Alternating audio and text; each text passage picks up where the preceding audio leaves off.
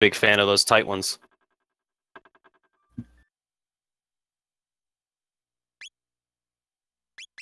Yeah, here we go. All right.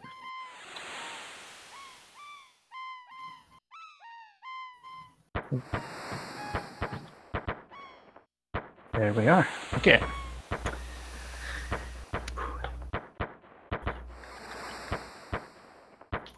So let's see. So both racers, they started off at the active weight battle mode selection screen.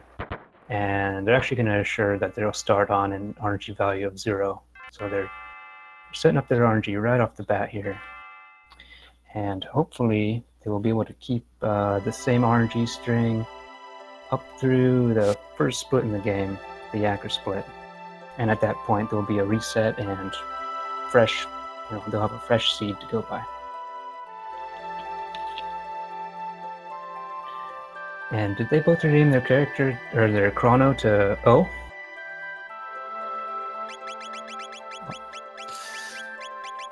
Looks like. We got Jackafur switching his menu up now, and DD with his classic switch. He'll switch his menu up for the Guardian fight at that point.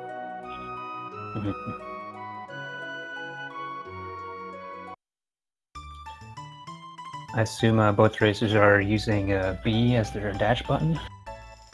I've seen some L dash lately, which I'm excited about. But oh wow, that's some secret tech right there. I don't know if I could pull that off myself. Right. Wow, fast pendant grabs. Liking this already. Very close. Wonder if DD is going to go for a candy skip, or if either of them are. Princess 9, well known all over the kingdom.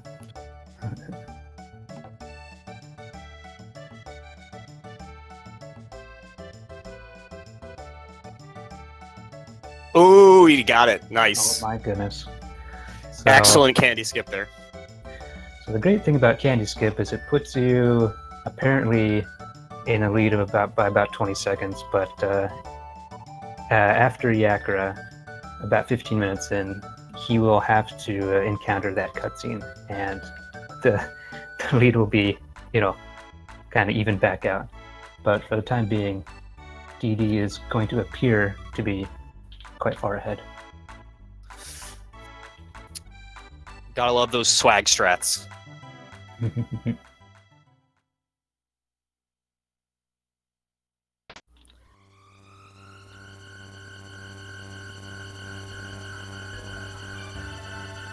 So here, I don't know. I guess I'll point out that Luca instructs you to step on the telepod to try it out, and most people do that on their first, on a casual playthrough. But you can skip that entirely.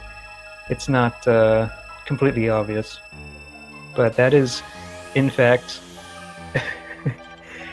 that is a kind of a secret criteria we have for accepting runs on the leaderboard. That's how we differentiate between, is this a let's play that someone's submitting, or is this an actual, in the spirit of a speed run? That's something that's specifically something we look for. Nice, easy time save for the verifiers. Mm-hmm. So now, you got the inside info. Now we've got our first encounter skip upcoming here with the ever-famous bird skip.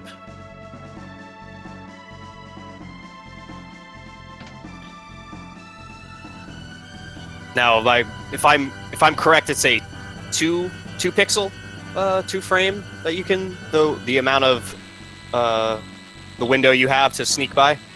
Yeah, there's 2 X positions you can use,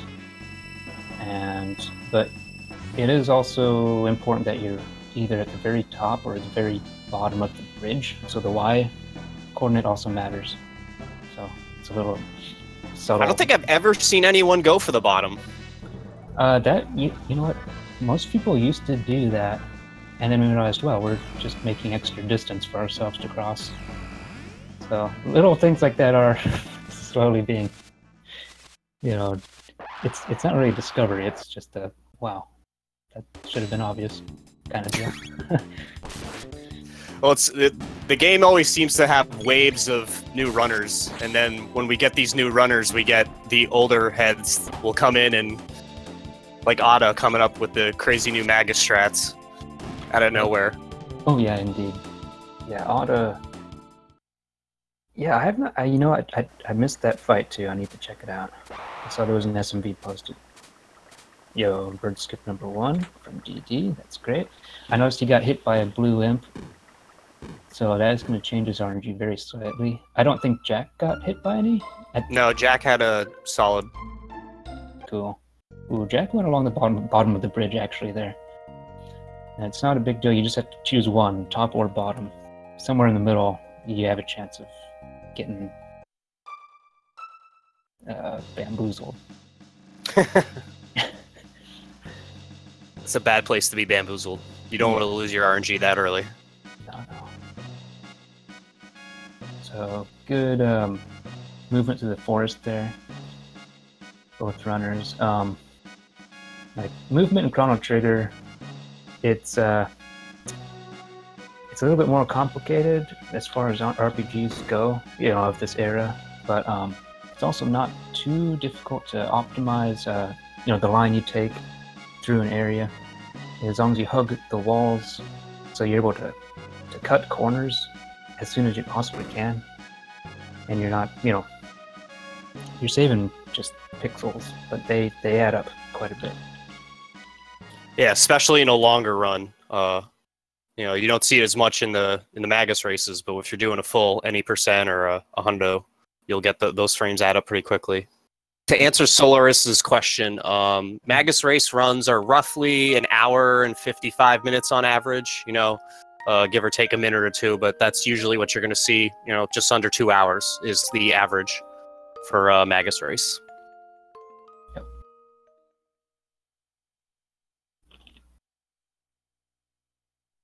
Princess 9 being sucked into the oblivion. Yeah, hate to see that happen, folks.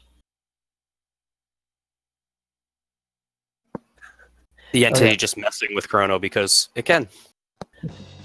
Here's another little fun fact. So, characters outside your party in this game, they actually gain 75% of experience from battles. And in fact, even if the character you know, seems to completely leave the party, and in this case even die, you know, in Morrow's case, she is still gaining 75% of the experience from these battles in Cathedral and in the Guardia Forest coming up here. So when people say, you know, comment that Chrono Trigger is pretty easy for an RPG, it's because of mechanics like this. It really do make it easy on you. It's probably one of the best balanced RPGs in terms of difficulty for beginners, as well as giving enough challenge to more seasoned RPG players with some of the later battles that you get.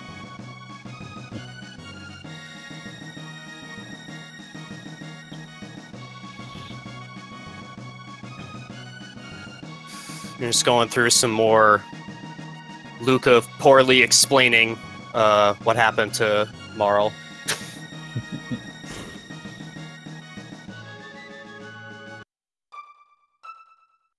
All right. Actually, one of the only instances in the game where time traveler paradox actually affects the party members. Oh yeah, we're just getting the normal time travel stuff out of the way here, so we can get on with the rest of the cool stuff that this game has to offer. Okay, so DD's on slightly different RNG from Jackafur. The only difference will be that his crits are shifted just a bit, and I think he has a way to recover from this. DD's actually pretty well versed in the different branches that these opening fights can take. DD's well aware of all the backups. Yeah, I mean, I'd say he's probably the guy that knows what's what's going on. I don't really have I don't use any backups for these at the moment. But yeah, so we should be seeing DD taking no slow spells from the Nagaets. This is like the most critical thing.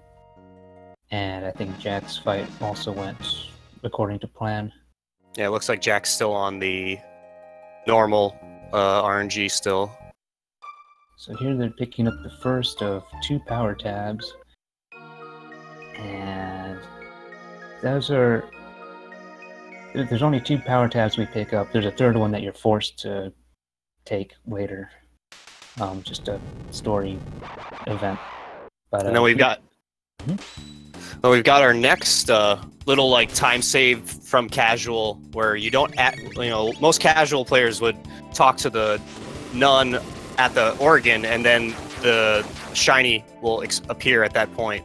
But you can just go right up to the point where that shiny is, and Chrono will see it without the assistance of the last nun. So we get another speedrun time save there. Yeah, that's right. I always overlook that too. DD handles the Nagaets fight just fine. Yep, so yeah, without learning fire from the fights in the Cardio Forest, this Naga fight is basically impossible at the level that we're at. If you do beat it, it's going to take you a long time, because you're probably going to get hit with the slow attack at least twice. If you're lucky, only one of the characters will actually get hit with it, but most of the time, both Chrono and Luca will get slowed, and in this run, Luca is already slow enough as it is. She doesn't need more assistance in her speed, or lack of speed. Well, speaking from experience, I have an embarrassing story about a marathon that I joined, and somehow I forgot to fight those. And so I got in the Naga fight, and you know what? I tried my best, but I couldn't kill them. So yeah, it's pretty much death. I think you can. Yeah, you'd probably have to get pretty lucky with Luca crits to be able to really have any chance. Yeah, even then. Oh, so here, both runners picking up the revive. It's basically a safety item, but it also sets up your inventory so that you can expect to know where your items are in your inventory. It's very nice. It's one of those safeties that's like basically free because you're right there. You're not really losing any time by grabbing it. But it isn't, as you said, it isn't really necessary either. Yeah. Besides the menu. Yeah, in a normal run, we won't be picking up any more revives or doing any shopping at all really until about an hour into the game. So having one revive handy is nice. So good encounter skips from everybody here. Yikes. Okay. I saw Jack get stuck on something, and at the same time DD got into the fight. So there's that enemy yell. That spooked me. But okay. Yeah, he just had to pause on that bath so he didn't run into it. But nothing too major there. Yeah, you should be able to get by that bat. I don't think his hitbox extends all the way to the left, but better safe than testing stuff out that you're not sure about. Yeah, especially when he's still running on the regular RNG. You don't want to risk it when it's just a couple of seconds to save versus having to go through the whole process of dealing with resetting the RNG later on. Unfortunately, Jack was too fast with the firewhirl, so for the final hit, Chrono's turn came up before Frog. So Chrono took the crit, which is just 2 damage short of killing that guy, and then he had to finish him off with the Frog. That's from being too fast. And now we've got our first fade out glitch, getting to save anywhere using it. Yep. This is a very prominent glitch in the game, and then we get to see the other glitch in the game, the unequipped glitch. These two glitches combined pretty much make up a vast majority of the skips and everything in the game that allows our runners to do all sorts of crazy nonsense like they're doing right now with the Acro skip. Yeah, the fade out, it's something that strips up beginners trying to when they're trying to figure it out, but it's not really too complicated. Let's see. So what they're doing here, they use the save anywhere. I'll talk more about save anywhere in a moment. But yeah, they're able to keep control during this cutscene, and they're off-screening these NPCs to cancel their text. So saving a lot of time text-wise. And also, you see Jackafur pushing up against Yakra actually speeds up his spinning animation and saves a few more frames doing that as well. You'll see this technique used later when Melchior Masamune, same thing, saves a few frames if you push the character up against the NPC as they're doing their animation for whatever reason. Yeah, I don't know the reason either. But yeah, cool. So it works, and that's all you need to know. Yeah. So just a reminder, DD got the candy skip, so these are actually very close races. Yeah, I think Jackafur will probably end up passing him once they get back to the fair. Yeah, I think with how close it is right now. So let's see. So the way save points work, speaking of save anywhere, the way the game is coded, if there's a save point in the room, all it's doing is looking to see if your coordinates are on the save point's coordinates, and if your coordinates are not on the save point's position, then it removes your ability to save. But because we faded out from the door transition, basically carried the transition over to the save point, such that we were standing on the save point when we were taken to the next room. Our position never left the save point, so the ability to save was never taken away. So that is save anywhere. Amazing frog skip there by DD. That's a very tough skip. Excellent job. Can we get some frog champs in the chat? Jackafur also getting the very difficult frog skip on the first try. Awesome. Alright, so they still have save anywhere, and we'll be using it right here to, let's see.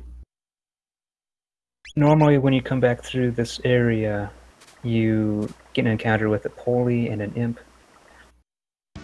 But they, since they saved above the ladder and reloaded, then the bird fight is the one that's loaded. And that is a pretty trivial fight to skip. In fact, you can line up by pressing against the back of that bird sprite, and that lines you up just so you can run straight right. And that's the reverse bird skip.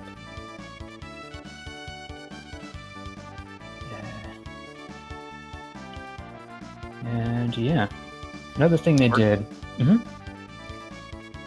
Oh, another thing they did during that skip was they did a reload to set up for the next fight coming up in the prison. And that specific reload, which ensures that they get a maxed damage roll, plus the sword, the power glove, and the 2 power tabs you picked up, they'll be able to do exact damage on this next enemy. And in addition to saving time, it sets up the RNG for the dragon tank, and hopefully we'll see some nicely scripted dragon tank fights. It's a beautiful sight. Okay. And here we see the result of the candy skip. The game still thinks that they have not passed through, so he has to now wait. So look, Jackafur will now jump ahead by a little bit, not by a lot, but oh man, ooh, sync. Ooh, beautiful sync right there. Wow. That is very rare to see that, with one getting this candy skip and one not. I'd say you're getting your money's worth, folks.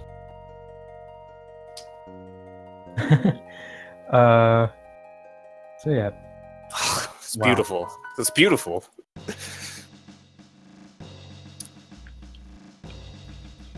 Now we've got the 1080 Yakura Chancellor with his shenanigans. Give Chrono a hard time here, and then we'll get to see our next point of RNG in the game with the guilty versus non-guilty coin flip. That'll save was it like 6 seconds? Is it for that? I think so. It's between 5 and 8, so yeah, 6. I don't know exactly. So, fact is, here is a pretty good demonstration of how much of a difference mashing makes in the speedrun. Jackafur actually pulled ahead a little bit just from those text boxes in the beginning of the castle. But they have to be a little bit careful here. There's 2 questions they have to answer, the non-default choice. And one of them in particular, if they answer incorrectly, from not paying attention or whatever, they'll get a witness called against them, which eats up a lot of time. But hopefully we won't see that. And it also screws up your chance to get guilty, I believe. Actually, I'm not sure about that. So here, in fact, this little flashback right here, when that loads back into this room, that's when guilty and not guilty is determined. Because it's the frame you enter this room, but you have just now re-entered the room, by game standards. So what you're saying is guilty manip is possible, and we should start looking into it immediately. Exactly. All right, good answers from both players there. Skip to the witness. So we're looking at the second juror coming up. If he goes to the left, that is the guilty or non-guilty verdict. Oh, man. The sync continues. It does. Not even mad. Cool. Wow.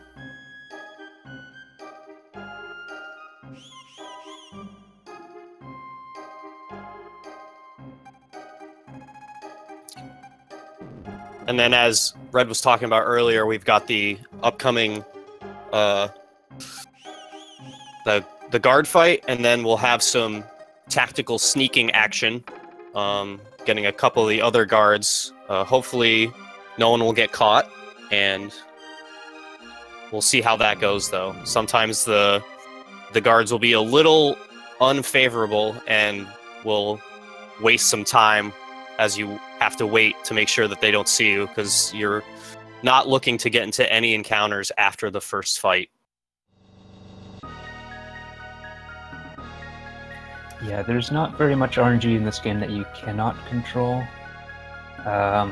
People like to point out the guilty, not guilty verdict, but I think the guards in that hallway are definitely a major RNG point. And then later on, there's another fight with 5 slimes, which is probably the #1 RNG fight to watch out for. Which is faster? Yeah, guilty is faster. Because you don't get all this extra paperwork must have been held up in the system kind of dialogue here.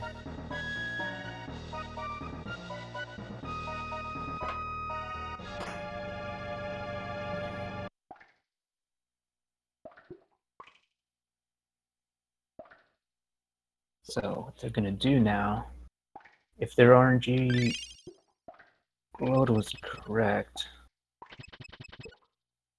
which I missed it, I didn't really take a look, but I think they both know what they're doing in that regard. We should see a couple of 60s.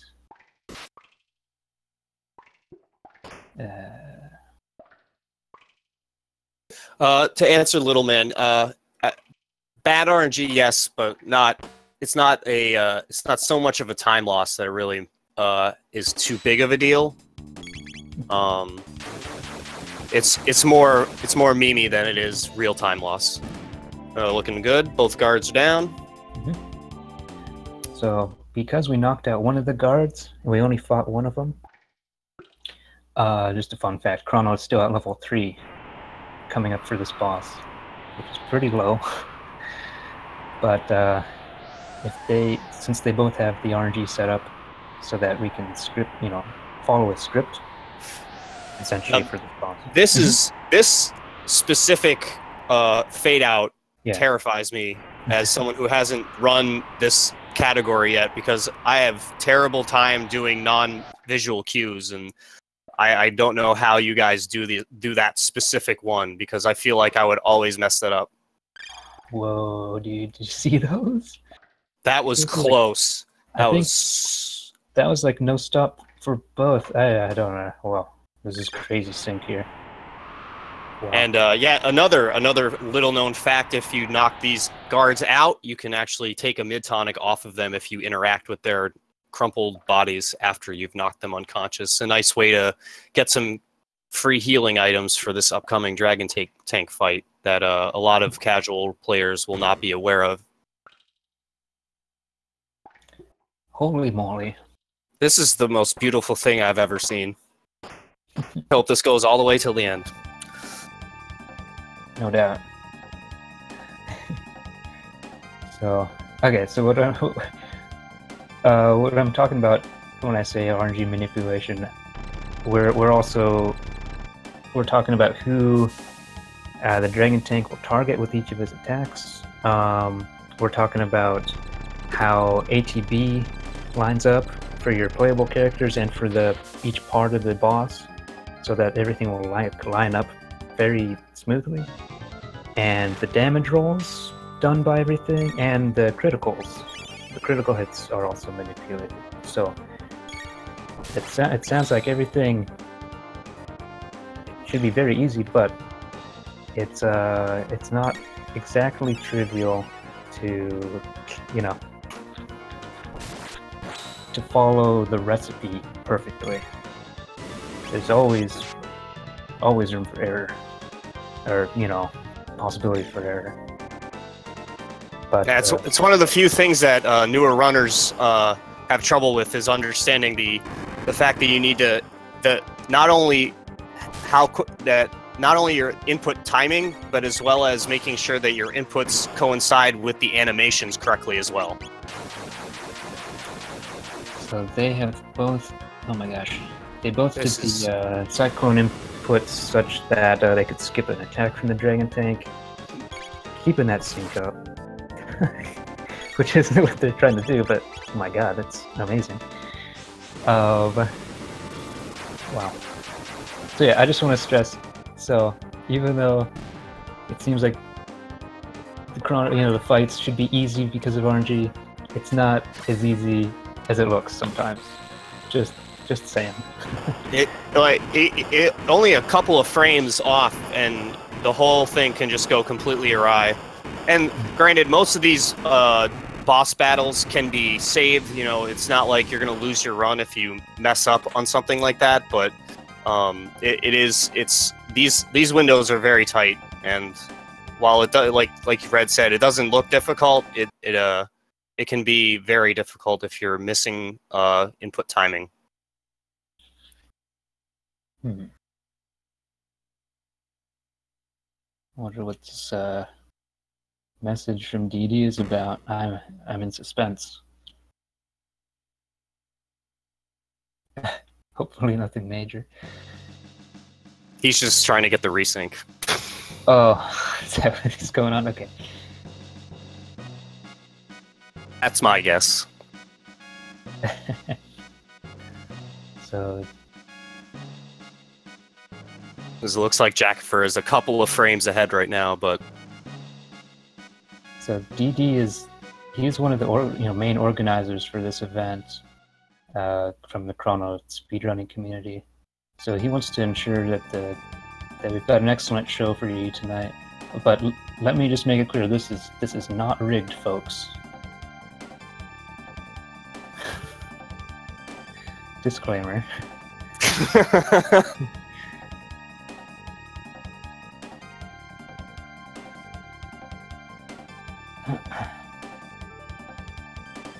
Wow.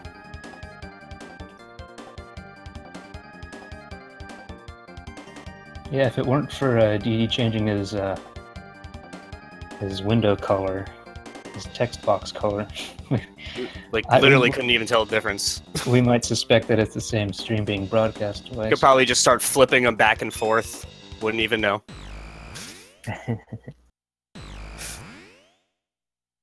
We got the what face? The best of all time. Alright, so coming up here is some pretty tough platforming sections in Chrono Trigger. We're going to be running through this next dungeon, trying to make some cycles, because these enemies are running around in circles, and you're just trying to make some good cycles. That's all I got to say about that. So we're going to be taking, like, getting robbed by these rats, and then using that text box to run over some, hot zones where you'd usually trigger a fight.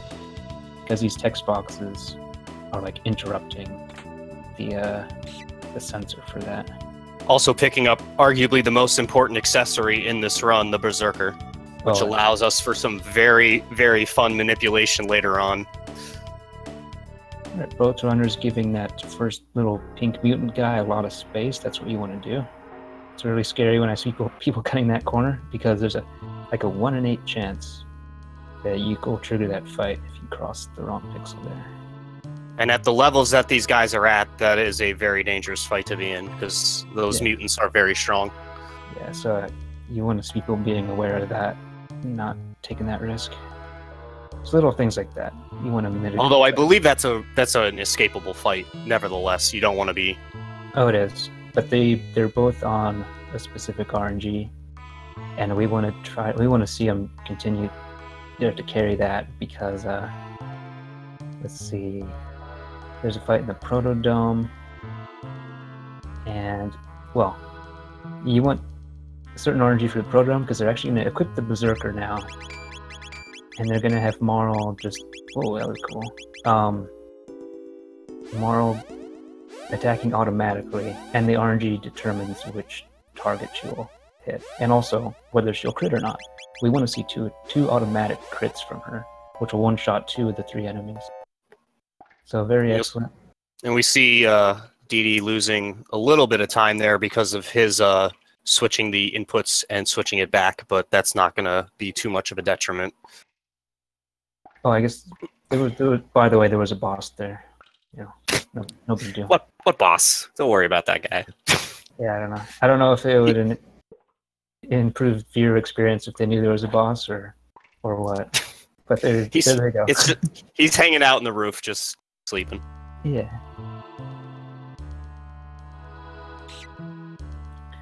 So yeah, they used the fade out glitch again. Just a very, very easy way to skip a pretty obnoxious boss. The Guardian. I've actually spent some time trying Berserker strats on that boss in my free time. It never works out the way I wanted to, though. Here's the next tough platforming room. Jack's gonna take it slow, which is good. Go underneath. DD, is he going? No, he's not going for top cycle. It looks like he could have, but I think that was a good choice to not go for it. It's pretty tight and doesn't really save much time, and you can lose RNG very easily if you get in the fight. Okay, and then here's a cutscene skip. Same deal, fading out. For whatever reason, at the beginning of these cutscenes is when the game, sets the flag. Cutscene has been watched.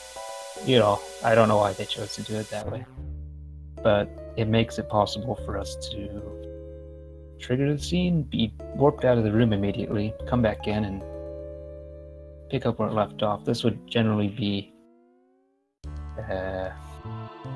let's see. It's a pretty long cutscene. Oh yeah. And it's a good argument for running this game with glitches, because it's such a minor little trick you have to do in order to save like minutes in several places.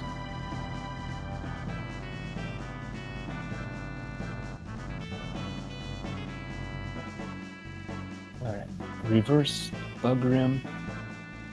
Whoa. Okay, DD taking it slow, Jack taking it save. That's great. So you didn't have to wait there. Oh man, look, that's a weird kind of pattern for those rats. Usually they're not spaced that way.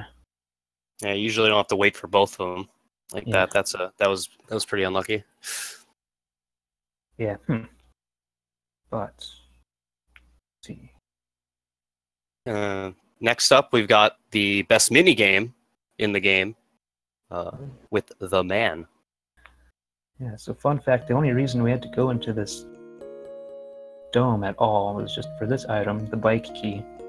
If there was some way we could get the bike key earlier, or not need it, that would save an entire dome. Where's the hot wire skip? Oh man, DD, what's going on? Oh my gosh. DD getting NPC blocked there. That's unfortunate. Okay, I'm sorry. I don't think we're supposed to joke about rigged, but I'm using it in the sense of, being able to see a synchronization going on. But that's kind of rigged. Please, no wagers. To answer Asterix's question, it could be emulator versus console differences. This is most likely the reason why Jackafur's and DD's color schemes are a little bit different.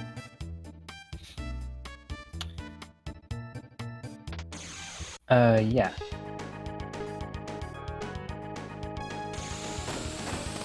So here we go. Fact is, getting a bunch of bounces off of Johnny's head is optimal. It does save time. They will probably take some hits from Johnny near the end just to play it more safe, but let's see. Oh man, some combos. Seen some combos from Jack. TD getting some in.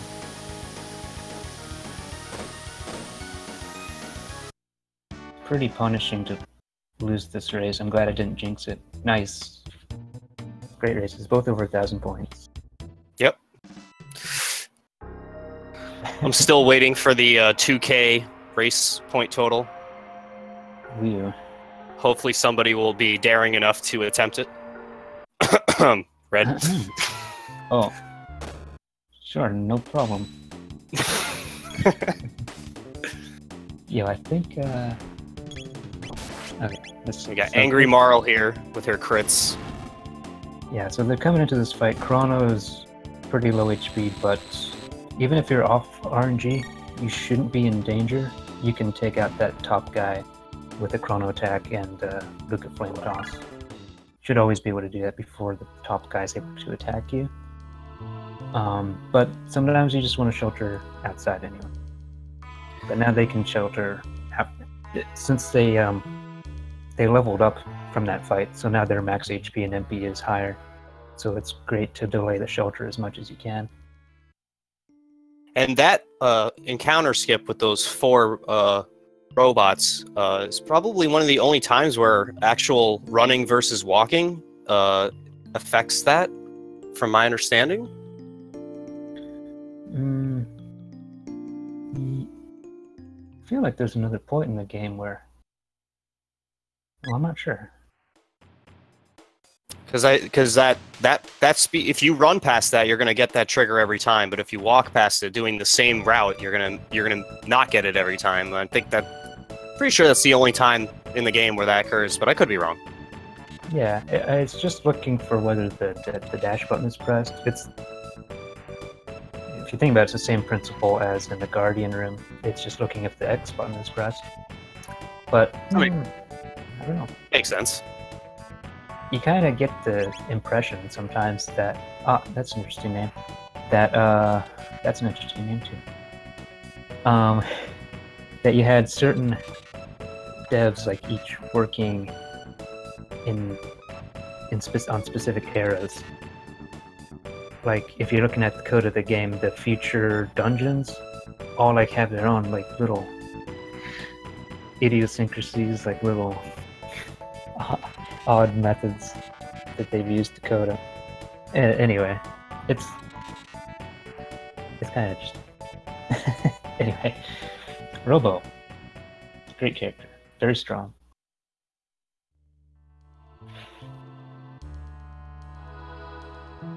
Or as I like to call him, the original meme bot.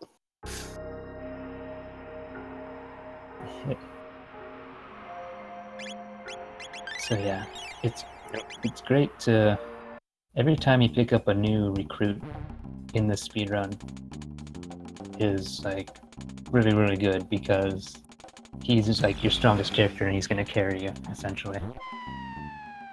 That's pretty much the whole how the routing goes. He's the strongest guy. But in some cases we can get away with using our other characters just for their stronger magic. And now we've got our another casual to speedrun difference where if you know the password, you don't even have to go down the right elevator. You can skip that entire part of the game because all you're getting there is the password to turn off the security system. And again, another thing that most casual players will not be aware of, but you can just completely ignore that whole section if you feel like it.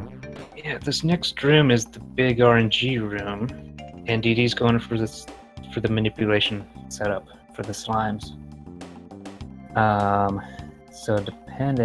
So he's waiting for the minute to roll over to 38 from 37, and just by using his human reaction time, he will try to hit a certain frame out of 60 so that he can run down into the room. So the one downside.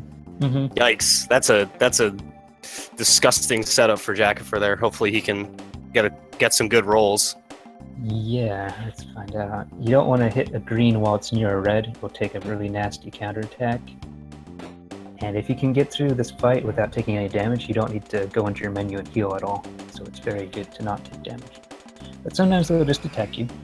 So let's see how DD did. He had to wait a long time, which is unfortunate. That's not what he wanted. No. So that is, I'm not sure how many frames he was off there. He probably got a little bit antsy waiting so long. Oh, this might be 2 counters. Oh dear. Yep, 2 counters. So you also 2 greens for both runners. Interesting. Want to make sure that Chrono does not die. You don't even want Luca to die, because this is actually a pretty big chunk of experience points, and you really want that for the next couple bosses. But he should be fine. Okay, they all got the greens out of the way. With the greens gone, this should go a little smoother. They're trying to finish the fights with 8 or more MP for Chrono, but I think in this case, okay, it's really tempting to use. Ooh, that was a good roll.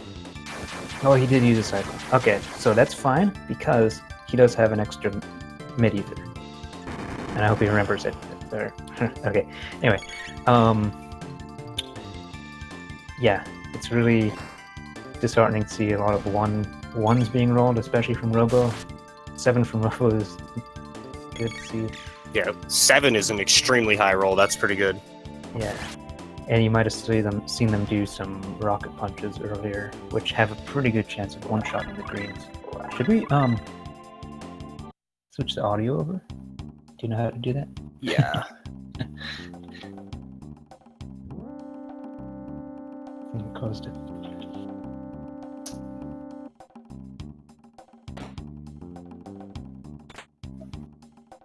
Oh, DD's picking up the shelter. Okay, that's a good way to do it. Good safety save, too. Really not a bad safety save, to be quite honest.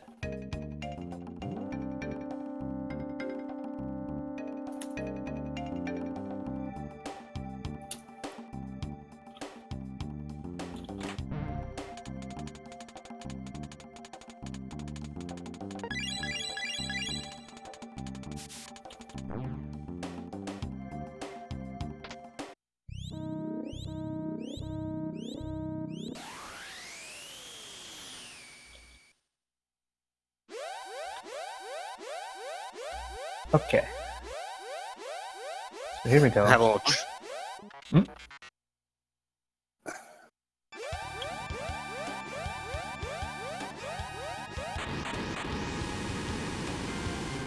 Coming up here, this is a pretty scary boss fight.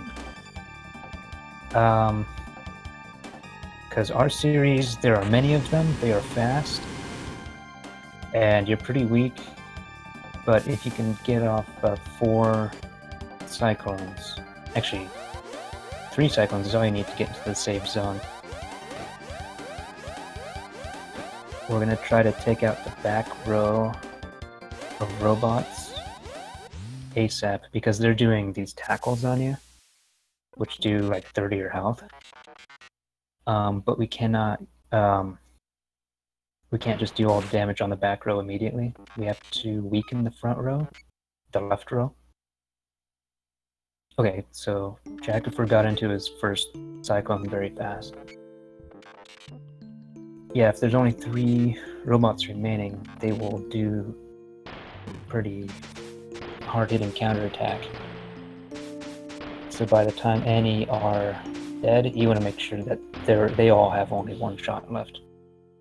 So that's why this fight goes the way it is. Okay, Jackafur doing the mid-tonic strat makes this a lot safer. You probably didn't need to do it, but yeah, so you possibly could have gotten away with not healing up, but the mid-tonic also makes it so Luca's turn is out of the way. It makes it easier for you to use your third cyclone. Yeah, having either character die in this fight is pretty punishing. I know, of course, you don't want both characters to die. That's another case. Alright, 46 R series for Jack. Very solid. I seem to not have the audio switch link right now, so we're just gonna have to stick with DD so I can find it. Okay.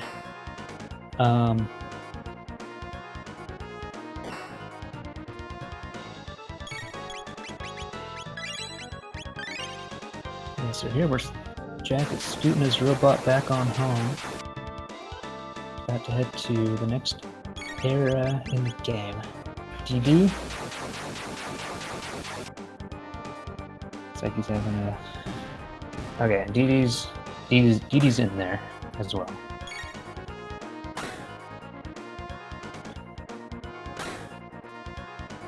Cool.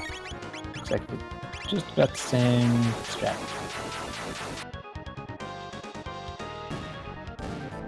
Cool. So it looks like they're about a minute apart. There we go. All right. There you go. I'm back. Yo.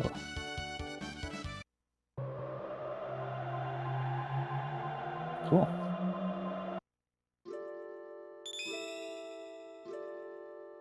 Oh, I see it now. Okay. Alright, so here we're going to learn about some other specifics of time travel. You can only time travel with 3 guys. Isn't that convenient? It's like the programmers decided this ahead of time. This is advanced time travel.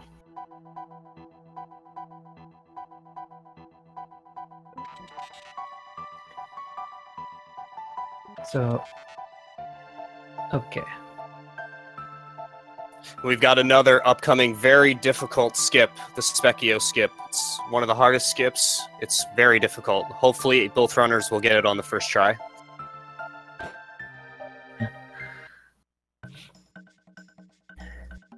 So, okay, a little bit about what's going on here. Specchio is teaching the whole party magic, which is their 3rd spell in their roster or whatever. Yes. And it's this is very nice because in conjunction with the de-equip glitch, magic is very, very strong in the speed run. But additionally, we haven't picked up very many tech points, So it's excellent that we're just given free spells to use. And not only that, but they will actually be caught up on their spell list. So Chrono has just learned Slash and Lightning. Marl will actually, I think, learn everything. I don't think she had any moves. Yeah, no, she does not. She doesn't start with Aura, so yeah, she learns all 3. Yeah, Aura, Provoke, and Ice. We won't be seeing very much Marl spells. Good Specchio skip. If you blink, you missed it. And then, yeah. And there's another casual to speedrun difference. You don't have to run against all the walls in this room. You actually only have to hit the corners to trigger Specchio. Actually not necessary to grind against the actual edges of the walls. As long as you're hitting those corners and up against the door, you'll be good to go. So yeah, DD kind of demoing that a little bit. It's pretty good idea to play it safe anyway, because you don't want to run around extra times. But the swag, Red, the swag. The swag, yeah. Okay, another thing that Jack just did was he did a cake skip, and that is an instance where if you open your menu right as your characters group up before as a cutscene is initiating, you can swap your characters and like take control back from the game, and you're able to just dash out the door without having to talk to your neighbors that much. So here DD is going to be doing that as well. Switches his party and he's out of there. Cool. And now we've got a bunch of fight escapes and avoids. So DD just picked up a speed tab. I think Jackafur skipped that one. I'm not sure. Did he skip it? I missed him going through that part. I think he's going to go ahead and pick up the one in Denadoro, and DD will not be picking up that one. Here's a little fade out in the Hecarim Cave. Yeah, this fight animation takes like an eternity to start up, so you definitely want to skip that one. Even I think that's a runaway fight still, but you don't even want to have that triggered. If you can avoid it, go for it. Yeah. So coming up here is actually a pretty tough boss skip. It works basically the same way as Yakker skip. So this looks familiar. Right outside the room, getting save anywhere. But this time, the trigger for the boss is not so forgiving. We actually want to go ahead and try to, cross over entirely before saving. So, okay, Jackafur's going to get set up here on the right side, reload. So when this room loads up, the fight trigger is actually on a cycle. So it's checking every 28 frames, or if you have touched the trigger, on the 28th frame, it'll take control away from you. It's like a bus. If you're familiar with the metaphor from Super Mario Brothers, the frame rule. So every 28 frame cycle, you have a chance to cross this trigger. And so that was beautiful. Jack did it with one reload. I think DD is going to go for the reloadless, or the no reload setup. Okay, cool. He did it. He menued a little bit early there, so he left his menu, opened it back up after running up a couple more pixels, and that was a beautiful skip. DD just gained a little bit on Jack there. Well, it was impressive that Jack did not safety save. He actually saved over his previous save, which is something that I would not recommend for a new runner. You definitely want to make sure you have your backup saves in case you do not have the right timing on that. Yeah, that was, skip. Yeah, not recommended. Yeah, indeed, I missed that. So here Jack is gonna go for the end of time save anywhere. So he has entered, he has entered a room with a save point, so his save ability has been taken away. So there's 2 ways to get your save ability back before the next boss skip that we need it for. And one way is to store this pillar and then do another swap, like the cake skip swap, to regain control. And this will let him walk. Yep, there he goes. He got a good frame. Walk onto the save point, and his other characters are going to go ahead and zip up the pillar like normal. But he has the save anywhere again, and DD is now going for it as well. So the way you store the pillar is you carry Gasper's text, or the old man's text, over to the pillar side of the area, so that you can hold A, and you pick up the pillar just by buffering A as you walk over it. Looks like DD got a good frame too, right on. There's a way to pause and check for a good letter to make sure that you're pressing A on a good letter. There's a lot of complicated little parts, but it's not a spur. It's one of those things, like, once you see how it's done and you understand it, it's not as hard as it seems if you're just like strolling into the stream and just like watching someone do it, and it looks like it's just like a bunch of random button mashing and praying. Yeah. So good. They both remembered to visit the captain first to advance the story. Always important. There's nothing more frustrating than running all the way up to the castle and being like, wait, he's not giving me my jerky, because you need to trigger that first. Yeah. So what's funny is we're actually going to be skipping the event where we give the jerky to the captain, but we still need the jerky just to advance the story. But we're going to keep the jerky in the inventory, and so there you go. We did some text skipping in the kitchen, a lot like Yakra skip. And there's the jerky and the power tab.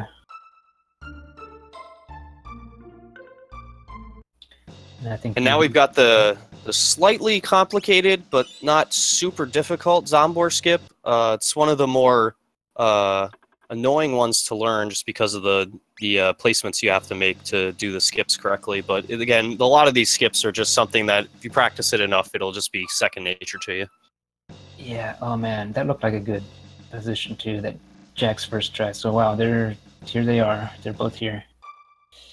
DD also missed his first try. Let's see if he's gonna reload anyway. Okay, Jack got it. That looks good. Yeah, there we go. Oh, DD got past too. Wait, did I miss something? No, I was watching Jack. I didn't see DD. Yeah. Oh man. Okay, so DD used his tabs. Wow. Okay, I didn't think DD made. He must have. Wow, that was strange. It didn't look like he had made it, but I guess he must have been like right on the last possible. Yeah, holy moly! So yeah. Again, those both were those 28 frame triggers, and there's a setup to cross the trigger at a certain point in the cycle. And yeah, excellent. Oh, yeah, DD Jack doing the beauty shop. Yeah, DD doing the shop. Jack is skipping the shop. Now we've got one of the weirder save anywhere glitches in the game, where because of the way that the game reads the where the character placement is, it actually will load you on top of the mountain instead of under it when you reload on that save, allowing you to skip a very long, annoying cutscene, quote unquote, with Tata, where he is a big crybaby. Wow, so they both got the same RNG load here. They're both going to shoot the left guy with Luca and run away. Oh wow, this is crazy. So it's kind of hard to tell who's ahead right now. DD has already used his tabs. Jackafur is going to get the speed tab up here and then use them. So this is actually very extremely close. Closer than it looks. Yeah, one of those instances where previous menuing is putting one guy behind at first, but actually Oh yeah, makes it about even. and DD doing that extra chop too. We'll see how that plays out. But anyway, that safety shop basically DD bot revives, so in case Masa goes off the rails, he can survive. And Jack may be able to survive, but it's not really guaranteed. Jack seems to be going with the very swag, unsafe strats so far today, for our entertainment purposes. Okay, so here's the speed tab. DD's gonna just... Oh, he's gonna do a safety save, okay. Oh, he saved over his previous save. Look at this. Okay. Boom, they're both in this room. Let's see. We're getting a nice little differential between safety on DD's side and non-safety on Jack's side. Oh my gosh, Jack was a little bit fast with that. Yep. With the ladder. Oh no. Yeah, you gotta... That's a weird timing there. You have to kind of be patient about that, otherwise that little jerk freelancer will knock you back down. Yeah, he just barely missed. Okay, looks like he's just gonna fight it out. And do Masa off script. Which is gonna be scary, but I believe in him. Let's see, do you get anything from this fight? Fire... Oh yeah. You gotta level up too. Okay. Yikes. Yeah, that bird, wow. What a guy.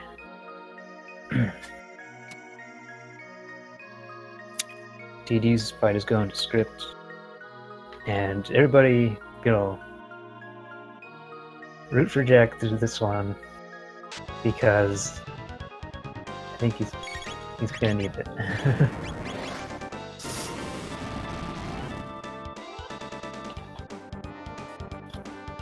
Yeah, we'll see how Jack does with the off script. It's not the end of the world, but with the Berserker on, it kind of screws with your timing, because you obviously want to have all your damage be going on one of the two of them, because they don't have a shared health. They have their split health, so you want to make sure that you're doing all the damage to one guy. Yeah, I'm not gonna try to guess what he does here, but yeah, you do have a little bit of a I don't know. Robo's a cure beam. Let's see, did he do quick Robo? I guess he did not. But Robo's cure beam will come in useful here.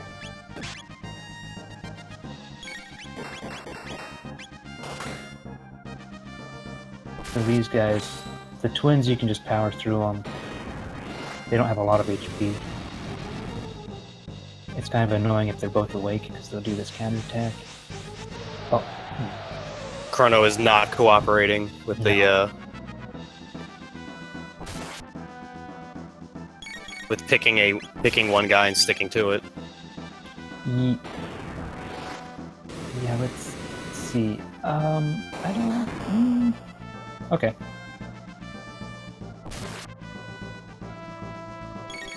I believe.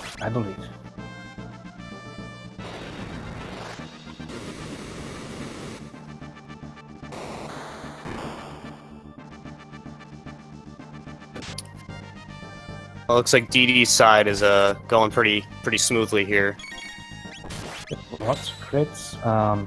This is actually DD's own, well, kind of twist on this script here. If you input your fire punches, specifically during Chrono's attack animations. I swear, every time I see a new race, there's a different new strat for this fight. It's insane. Oh, this is the original one, but yeah, this is from 2016. But yeah, so he was able to kind of manipulate Masa such that he will, say, walk back and forth and kind of recalculate his target and delay him attacking. So he never entered his counterattack phase. I don't know. It's just the way the damage adds up, so that he's pushed into a new phase at just the right time, and it resets his countdown, I guess, into going into counterattack mode. Basically, is what's going on. So, Jackafur.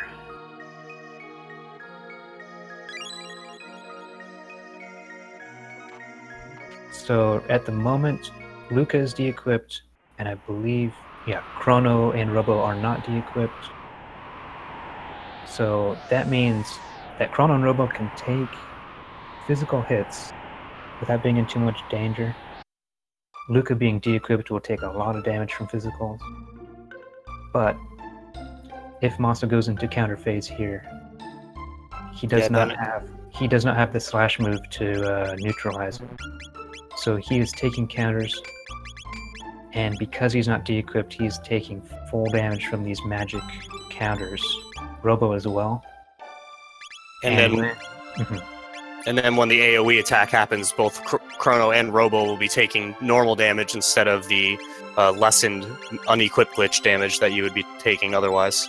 Yeah, okay, so I'm glad he's doing this Cure Beam. Robo, I think, is still in danger, but I'm not certain. I think Robo needs to be at like 160 to be able to survive the AoE attack. And I think I'm getting confirmation that Robo was in danger. Ugh, that's dangerous. Yeah. Oh dear. So, I don't know how to break it to you guys. Are you looking at Ray's channel?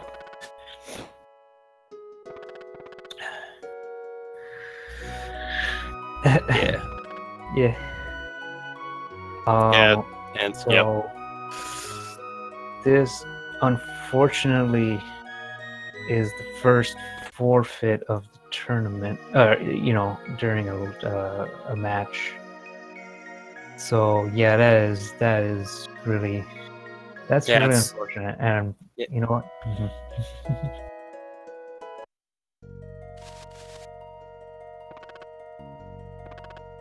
Yeah, you hate to see that happen, but that's a tough place to have to recover from, because you have to do both boss fights over again. Yeah, big condolences to Jack. But I mean, great run up until then, like super, like I was blown away. You know, we were blown away. No, that was how good of a match this was. But that all happened. Yeah, that freelancer. It's unfortunate that happens. Yeah, so what are we... Okay. I'm not sure what to do in this case. Yeah, I guess DD will go ahead and finish it out. There's about 40 minutes left of the run on DD's side. And I suppose...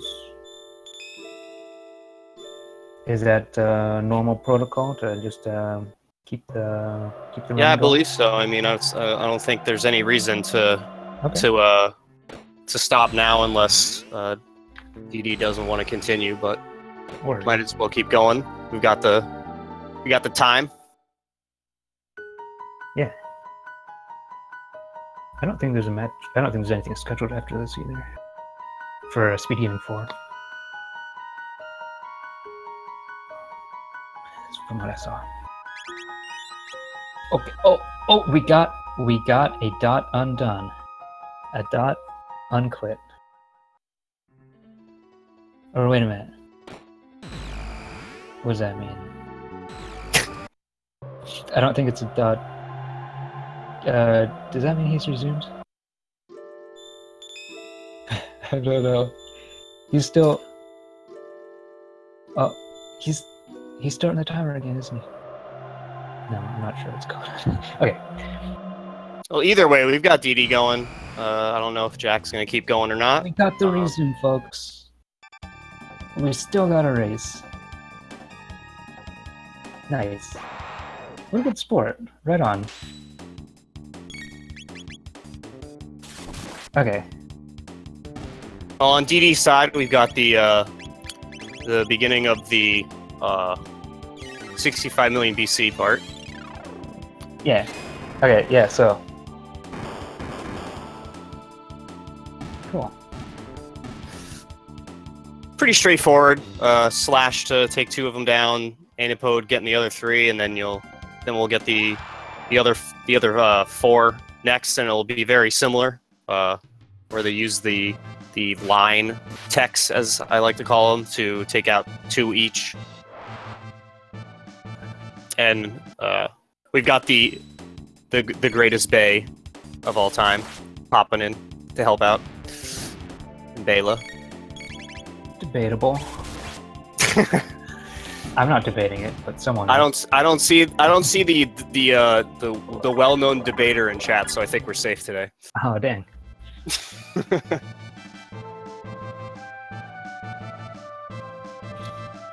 We got the revenge. Okay, Jackson there. There we go. Yep. Yep. And then, so RNG should be on point for Jack on this attempt, and should go a lot smoother. Won't have to deal with the AoE attacks from the second phase, and hopefully the first phase will be a lot quicker, with Chrono being more cooperative on his attacks. Okay. So here, Didi is just doing a little party swap here for the upcoming party. Yeah, the soup party coming up. And yeah, Morrow just has a lot more dialogue and just animation that you have to sit through. Robo's No a one more wants to dance. Like this isn't a dance run. This is a speed run. I'm sorry, Morrow. We don't want to dance. So You don't want to take Morrow to the prom? not this time. That was a subtle Super Metroid reference. Oh, Because there's a prom in that game. That's a little bit of an analogy. As we see Jack taking care of the first half fight pretty quickly there, going right on script. Hopefully the rest of the fight will continue the same. See no reason why it won't.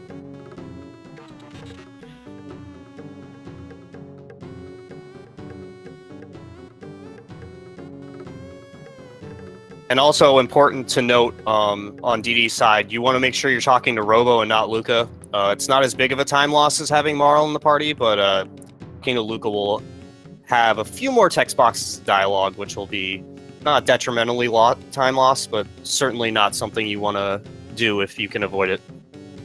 Let's see.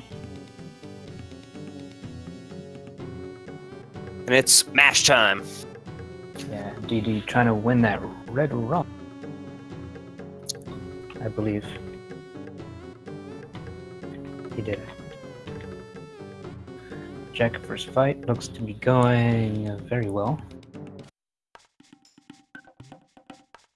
I haven't seen him get trolled. Yeah, he's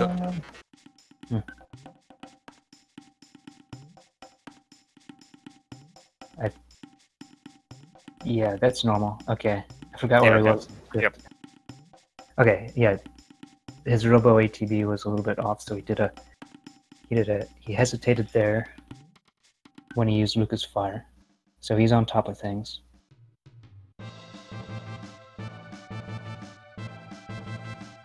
Okay, this looks perfect. Yep, yeah, you got that correct. We're good. Should be good here. Yeah, cool. Okay, so DD. Now we've got DD ready to enter the forest maze and doing a bunch of encounter avoidances. Calling them skips would be a little pushing it, but yeah, just you can avoid every fight in this section if you know the place to walk correctly. So you finally get to recruit Ayla, and the first task you have is to dodge Kino, the gatekeeper. Yeah, he's a jerk anyways. Yeah. Stealing our stuff. Dude, did you know that Kino spiked the soup? I believe it. I totally believe it. Right? It's so obvious now. It all makes sense.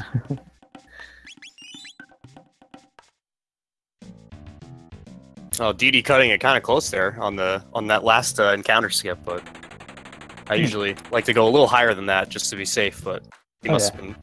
You don't have to go very high at all. You just need 1 pixel, to be honest. So he's got 34 hit on Chrono. That's a check for the RNG. So he's all set up for a couple criticals on this next fight, the Megasaur. And then as well, he's on the good string for a bunch of criticals on Nizbel. Or sorry, Caleb Hart. Jackafur finishing up the Masamune fight. Nice and easy, and now he's going to do some of his own menuing and a little bit of selling to allow himself to do the unequipped glitches. Yeah. So let's see. So he has de-equipped Chrono and Robo now. And it appears he's done with the de-equips, but he wants to go ahead and sell all his armors because we still want to de-equip Ayla and Frog. Right here, Didi will be de-equipping Ayla. Fact is, she doesn't really need to be de-equipped. She is perfectly safe in this fight, but we absolutely want the Ruby Vest from her. And then putting the Berserker on Ayla, of course. Actually, I think without de-equipping Ayla, you would die from an extra cycle in the Caleb Hart fight. But DD's probably confident that the script will go just fine.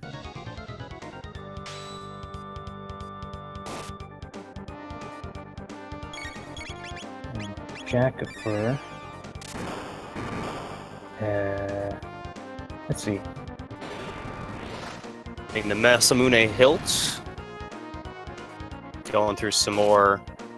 Also, to note, you want to have Robo out of the party for this part of where Jackafur is because his text is a little bit longer when he's identifying the sword.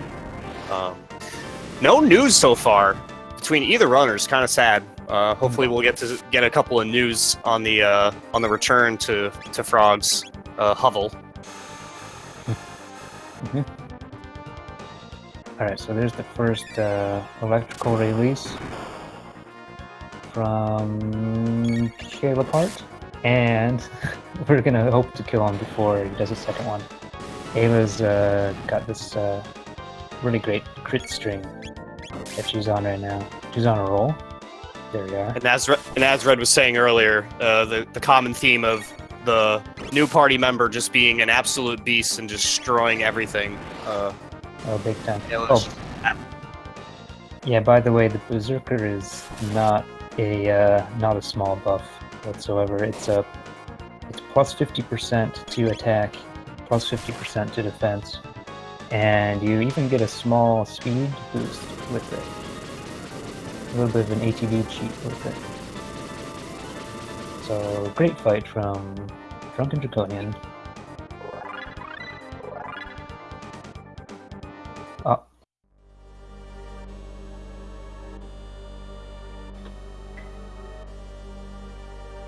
And sadly, we now say goodbye to Bela for the run. Oh yeah, we have this joke. So right here, she lets out this this burp, and the lore behind that is during that fight, she was just taking bites out of Nizbel. So yeah, that's what the burp is about. And since Ayla is keeping the Berserker that she was using in that fight, we will be grabbing the other Berserker up here in the Mystic Mountains to make sure that Frog has it so that we can do the Flea Manip later on. in the Magus castle. Yep. We could open this chest on the way in, on the way down earlier, but it would be kind of awkward to dodge those 4 kangaroos. They're pretty obnoxious to try to dodge if you're off cycle. Alright, so Jackafur. Okay, they kind of did a high five there a little bit. Yeah. Yeah, cool. Jack opened the gate for DD to jump into. Right on. Okay. Very kind of him. And it looks like Jack is still holding strong on the RNG here. Yeah, so getting the lineups correct. Yeah, if you're off on RNG on these fights, you won't get the reptites won't be lined up well for the slash and the upcoming flame toss that Luca does on the second part of these fights. Mm-hmm.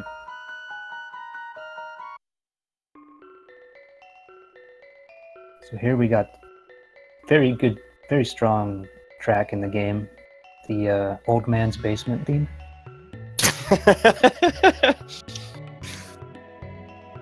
Everyone's favorite theme. Oh yeah.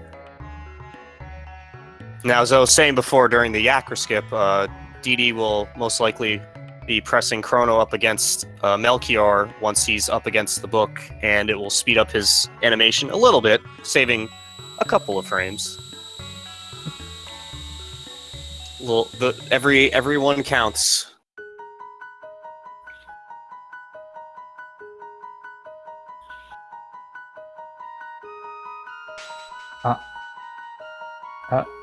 Let's see. Yep, agree. Agree, Jack.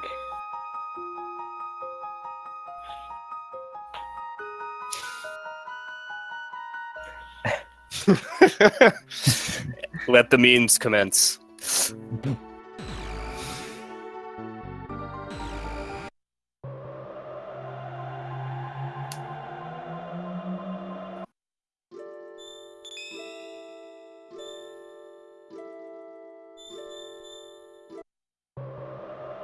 Alright, so DD has just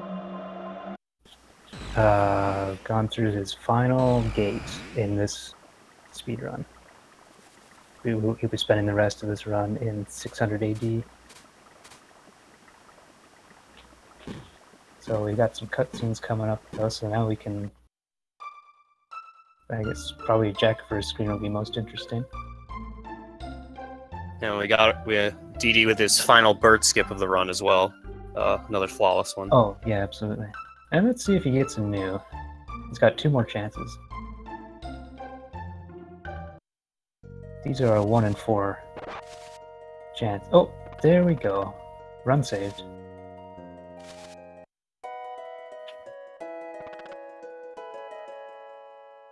It's great to see new.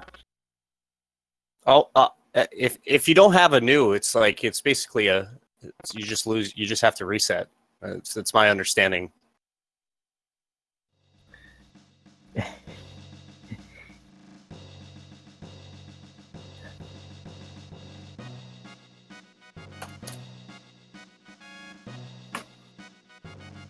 Dang.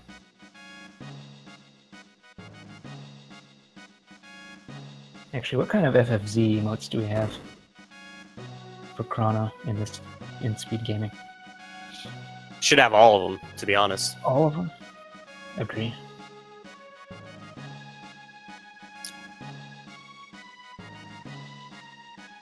Okay. So let's see. Jack doing We've got Jack's got the Skull Smash chug going on. And we've got the first half of the Black Story cutscenes.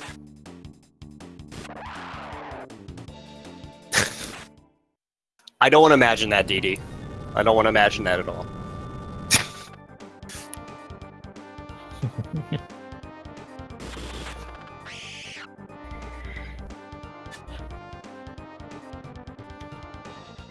I want to imagine a backstory skip. We just go right straight into Magus's castle. Give Frog the Masamune and then just bang right in the castle. Yeah.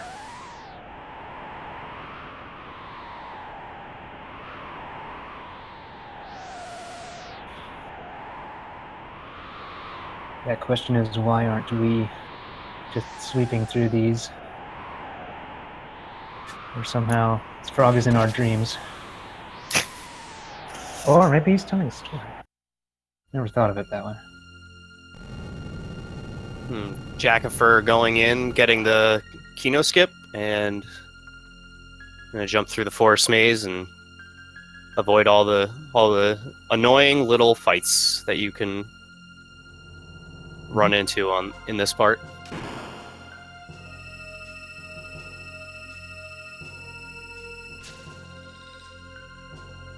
Yep, well done. Oh, and here's the first appearance of Magus. Oh, you just missed him on DD's screen.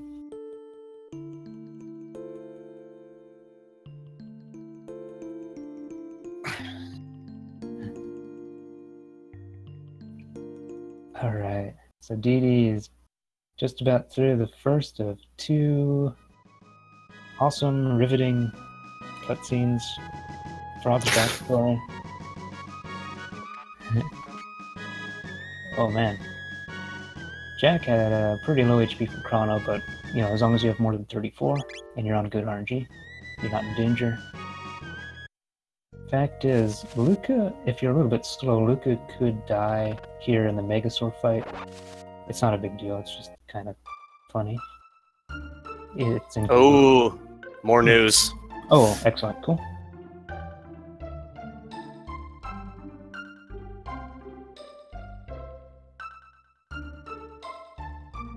So that alone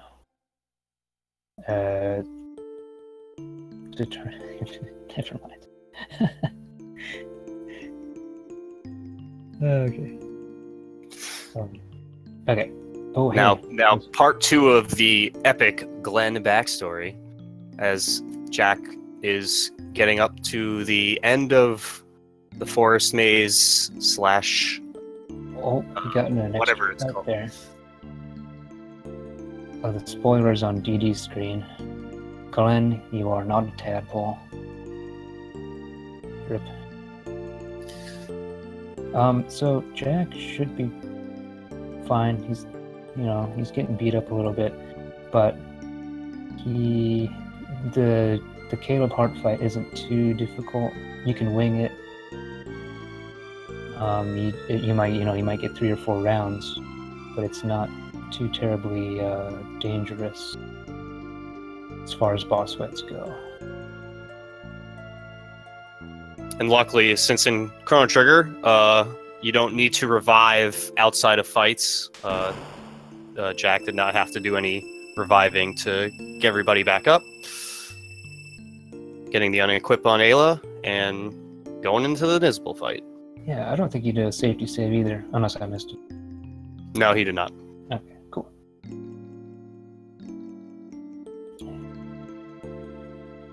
At the moment, DrunkenDraconian is in the lead. Jackafur had a pretty unfortunate death earlier, but he's not super far behind.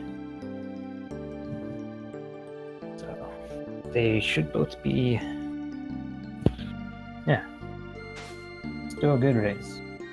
Oh yes, definitely. Yeah. The audience. Now Frog doing his little-known mountain clearing business that he started up. He just had to upgrade his mountain clearing sword to be able to do some bigger mountain clearing. Oh yeah. Now he's got his shovel ready. He's gonna dig that well. Let's hear it for him. Little known fact, Frog is a very big Minecraft enthusiast. That's why he started up that business. Look at that. Beautiful. Clean cut. That's why we pay him the big bucks. Okay, and now it's time. Okay, Jackafur's... I haven't been watching Jackafur, but... Yeah. He'll go a couple extra. Looking good. Yeah. Nothing too bad. But as you said before, this fight is about as free as you can get for this run. With everyone unequipped, Nizbal doesn't really do any heavy damage with any of his attacks. So as long as you're making sure you're hitting him with lightning to lower his defense, you're gonna be okay. And DD making those enemies disappear. Beautiful magic trick. Frog is very impressed and wants to know where to learn that magic trick. But we don't have time for that, so Frog, you're just gonna have to be magicless.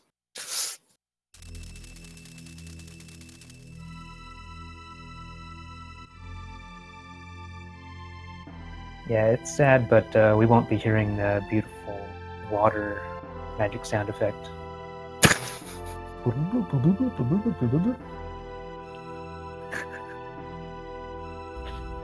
It's probably the least water sounding effect ever.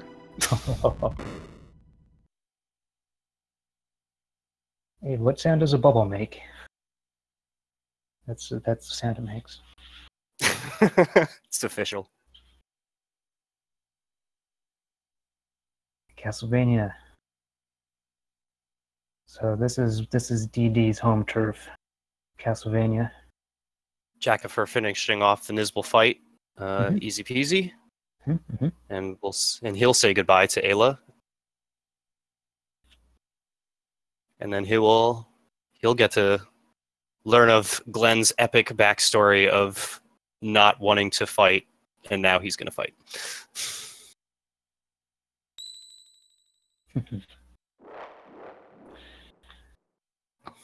All right. Oh, so here's our first interaction with Ozzy. In fact, we kind of waved hi to him at the Zomber Bridge earlier. Didn't really have anything to say though. As I like to say, Ozzy puts the term lovable loser in the phrase completely unlovable loser. Right on. And just to spite him, we will not be fighting all 100 creatures in Magus's castle, because why bother when you can just run past most of them?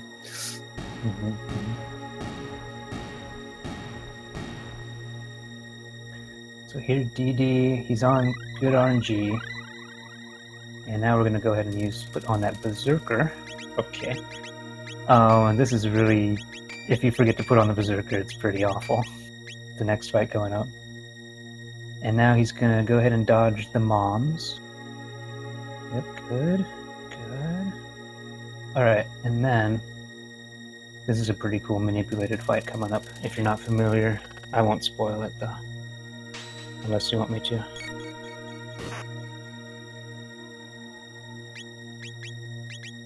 But it has something to do with the targeting AI, kind of similar to Masa. It was not so obvious during the Masa fight, but it's kind of I don't know. Just every turn, every time the boss takes damage, it's gonna go ahead and recalculate which person to target, but Chrono Trigger is actually not exactly well programmed AI-wise. Turns out. No. What? Jack forgot the fade out for the Melchior skip pretty perfectly, and now he's got his own Masamune to defeat Magus.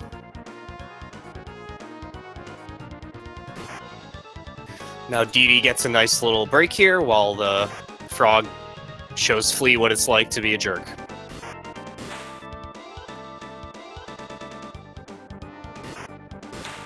And apologies, I'm going to be back in just a second here.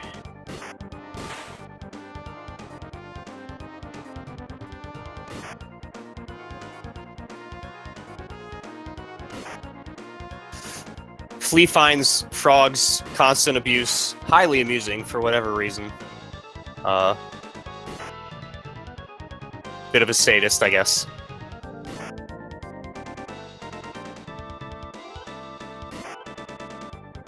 We got Jackafur going and hit through his last gate and gonna do his last bird skip as well.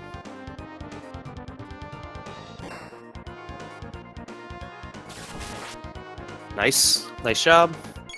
Kyle, to answer your question, the way that this manipulation works is that with the Berserker and Frog's speed, it times out so that basically every time Frog attacks, it resets Flea's ATB. So Flea never actually attacks because I believe if I'm correct, Flea's speed and Frog's speed are basically the same. And when Frog attacks Flea, it resets it. And then at the end of the fight, Chrono and Robo come in to do the last few hits to make sure. But that's basically how it works. When Red returns, he probably will do a much better job of explaining the actual details of that manip. But that's the layman's way of explaining it.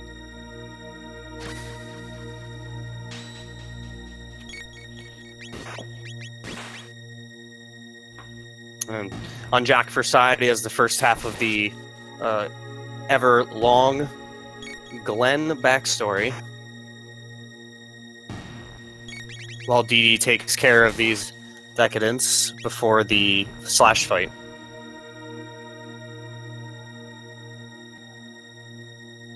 Yeah, Kyle, it's actually it's a manip that is so easy to pull off if you have the Berserker on Frog that in glitchless runs, it's even possible to get that unintentionally.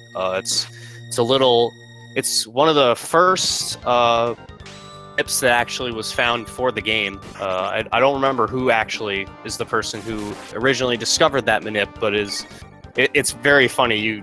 It's one of the few points in the game where you actually have a completely free input break. DD getting into the first half of the slash fight. This part's pretty simple. Just making sure that your inputs are timed correctly with Frog's Berserker attacks here, and you should be okay. Kyle, I don't believe it's considered a glitch in technical terms. You use the RNG manipulation, though, to get that to happen. So that's more semantical, whether you consider that a glitch or not. But you're not doing anything other than equipping Frog with the Berserker and letting him just go to town. There's no inputs or anything that you're doing to affect it once the fight actually is occurring.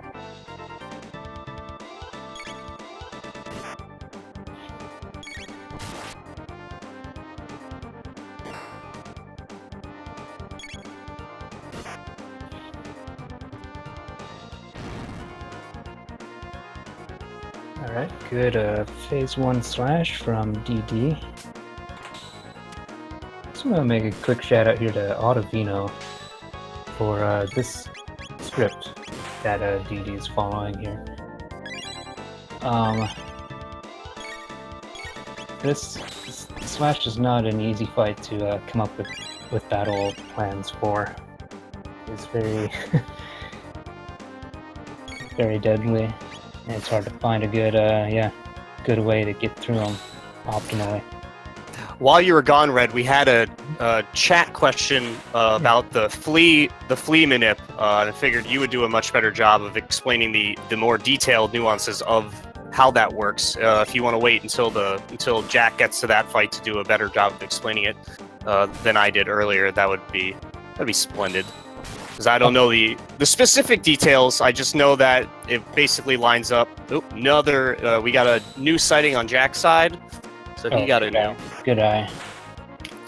But yeah, if you would care to explain the finer details of that manip, that would be great. Because I'm not super familiar on how it exactly works. I just know that it basically has something to do with Frog's speed and Flea's speed on the ATB. I don't think it's so much about the speed, but it is, I suppose. Well, I think it's Flea not finding a valid target for his moves, so he just kind of sits there. It's just a targeting bug in this particular AI command, and so I don't know. Other than that, the way the Berserker jumps the RNG, it's actually very fortunate that halfway into the fight we don't get any counterattacks from Flea. That is actually the other major thing that's going on, because Flea's counterattacks are really deadly. And yeah. But luckily, the RNG values that the Berserker jumps to don't fall on anywhere Flea will do a counter. DD finishing off Slash, nice and smooth.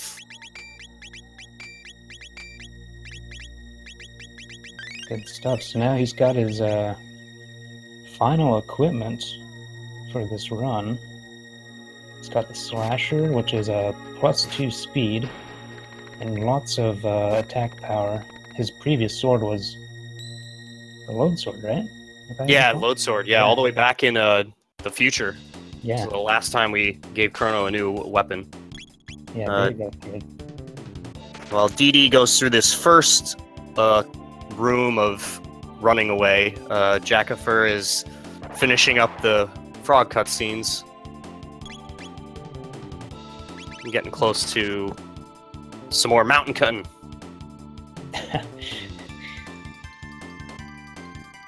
Gonna log it off, dude. Log off that mountain. Let me see. Oh yeah, so the extra speed is actually very beneficial for helping us to run away from fights before enemies have a chance to attack. The slower your main character is, the more difficult it is to sneak in a runaway. You notice we're opening the tech menu, and holding L&R to run away, the escape counter is still counting up even when you're in a attacker item menu. So that's the menu trick. Guillotines.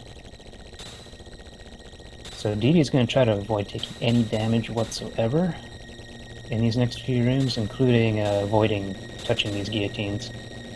Okay, so sometimes the second to last guillotine speeds up, sometimes it doesn't, so you kind of want to react to whether you can get underneath that one in early cycle.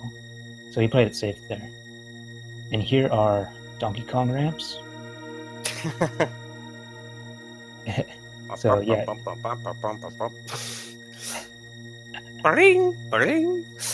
And we got Jack going into the Magus Castle.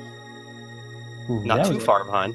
Yeah, so that was a no-stop pit room, or for DD. There's 6 holes there you gotta avoid. DD just flying through that room. There's just no abandon. Love it.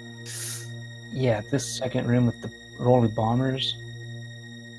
Okay, that was really close actually. That very first right side corner.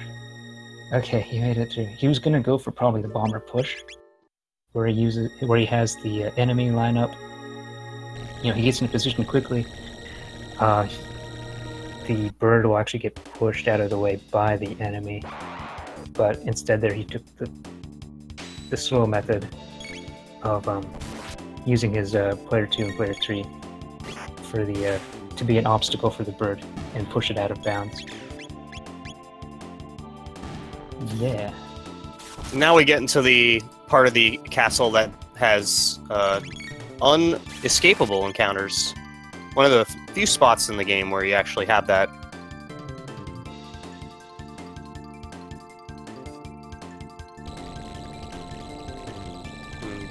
Jack running through the castle, getting all the triggers to be able to get the first fight to start up for him. Okay, so here's the last actual enemy fight for DD here. And okay, he's using Luca. With the de-equip glitch, Luca's fire is able to one-shot guys. So that's a good strat. And then he's hoping for frog crits. There you go. He got the one he wanted. I think he will go ahead and X-strike the final one. We've kind of gone back and forth, you know, is it faster to have Robo with the laser spin, or is it faster with Luca's fire? And in the end, putting this X-strike into the script, using Luca, you know, it's 2 extra menus. You have to swap Luca in and then swap Robo back in after this fight. But this turns out to be faster. And you get to use X-strike, which, you know, yeah, you got to use X-strike. I don't know, the laser spin strat was pretty OP. Always more of a rocket roll kind of fan myself against these guys. I respect that. Jack is in Castlevania, yep. All tied up. And then this hallway is just hug the walls, hug the walls, hug the walls. We got the mom skip. Good, good. The kids and then the moms. That's how you remember. Okay, so DD, just a little minor thing, but he got a crit on that first switch. It's possible to do the previous fight, the juggler fight, in such a way that you don't lose time on it, but you can skip getting the crit. Oh my gosh, look at that. I love that. The sword cut on the switch. I didn't expect it. I didn't expect it. Maybe he'll do it again. Alright. DD with the memes. Now we've got Jack going on with the flea fight. He gets a nice low break. So DD was reading his damage numbers on the switches, and to verify that he's on the right RNG string for Magus. And being on good RNG for Magus is pretty important, because normally his magic barriers are random. Okay, so DD is going ahead and not safety saving. Word. Ooh, confident. I like it. Yeah, so he didn't take any damage at all, apparently. Otherwise, you would have to go to the save point to shelter. Or did he? Did he hear himself? I missed it. No, I don't believe he did. Okay, no, I was thinking of when he swapped party. Okay. So now, our nemesis. The blue guy.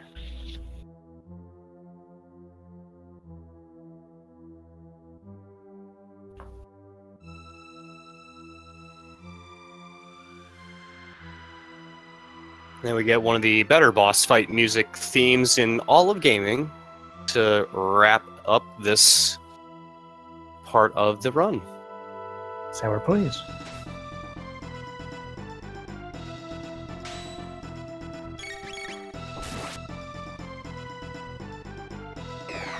Jack taking down Flea, nice and easy. We'll run over to Slash and see if he can have another similarly good fight. Always important to be inputting down and either right or left leaving there so you don't accidentally run into Chrono's mom and trigger that fight right after the Flea fight. I wanted to comment on that too. Yeah, that I like to see that. It's very scary when people run to that room and then they decide, they react to something being there. It spooks me every time. So, everything looking good on DD's side so far. Yep. Getting the right barriers and all that good stuff.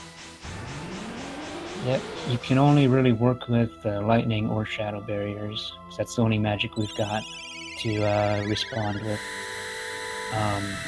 Rocket Roll does more damage than the lightning, but since Robo's a little bit slow, having more rocket rolls is not really preferred, because it doesn't really line up well with Magus's speed turn order. I still haven't looked at Otavina's race strat. I'm really curious. Yeah, I haven't taken a look at it either. I gotta take a look at that. I was a little busy earlier. As you can see, the unequipped glitch here is prominent as Magus's attacks are laughably low damage. Yeah, so DD went ahead and waited for Mag's attack there before slashing, because he knew that first slash would push him into his next phase.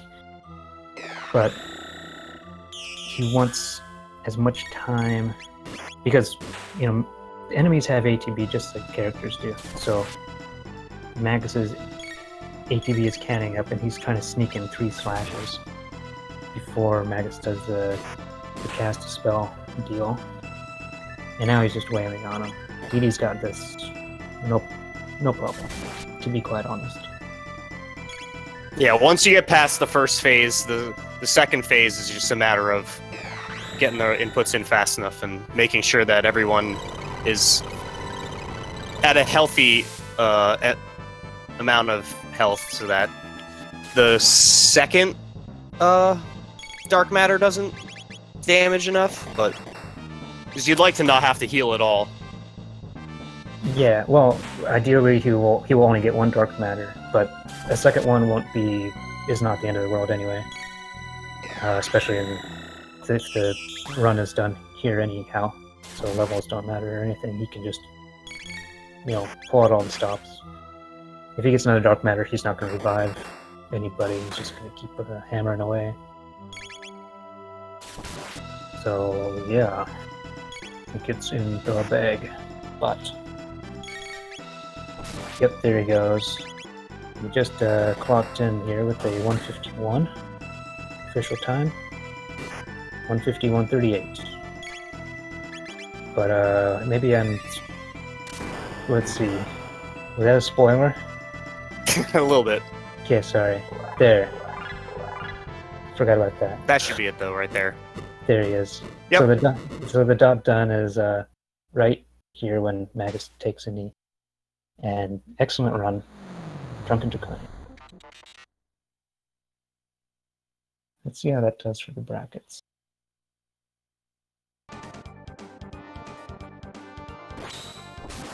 Okay, the auto switch.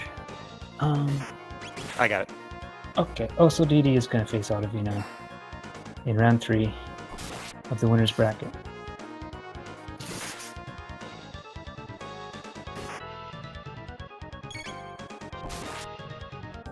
I'm not really sure what's going on in the other side. Yeah, I wasn't paying super good attention to Jackafur's side.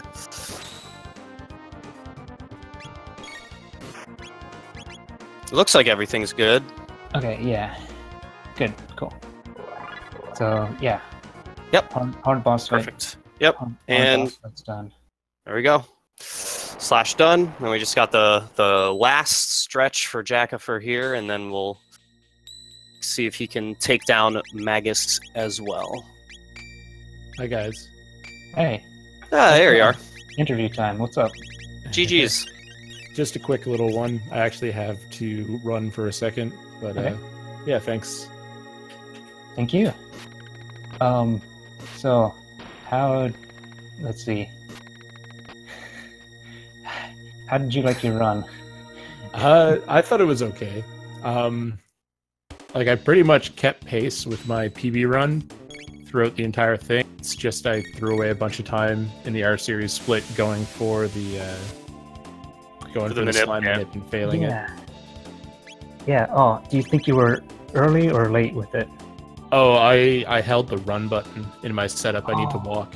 Oh, gotcha. It was okay. I think I hit the frame dead on. It's just I didn't execute it right, so there's no chance. Oh yeah, that's unfortunate. Yeah, you were a little bit. You wanted to get things rolling, so you were holding run. Yeah. Yeah. Dang, dude. I'm not too worried about it. I also made a couple of mistakes early on, getting hit by the imp and getting stuck on that NPC after getting the bike key. I don't know what was. Yeah, that was weird. That was really weird. But you got the candy skip, so that was good. Yeah. It was over after I gained that second. Clearly. Let's see. Yeah. So, Jack must have got Macedonade. Well, he actually he lost the script when he got freelancered. The freelancer blocking the ladder got him. He waited a little bit. He didn't wait just a little bit too long. Yeah, that guy's a real jerk. Mhm. I take him super safe if I don't get the fast bird. Yeah, I think he was just barely early with it. It's unfortunate. And then, but I'm glad he decided to continue the run. Yeah, me too. This has been great. Yeah, he's been doing really strong since that point. So he's been crushing it since that really strong recovery. Did you do the safety shop? No. No? Okay. No. Yeah, I did, because honestly, that part of the run scares me the most. I think someone in the previous commentary for the race before this said that if you're going to mess up, don't do it there, because you'll lose the most time. Mhm. Yeah, no, I don't think Jack had been doing really any safeties from what I remember. He'd been doing. I can't really remember any safeties he had been taking at all. Yeah, I kind of remembered that I didn't save from... I did this... Actually, no, I didn't even do the safety save in the prison, so I didn't save since reverse bird skip all the way through until after doing the fade out on Melchior and checking to see about the rare red rock. So if I died there, that would have been, I don't know, crippling, pretty much.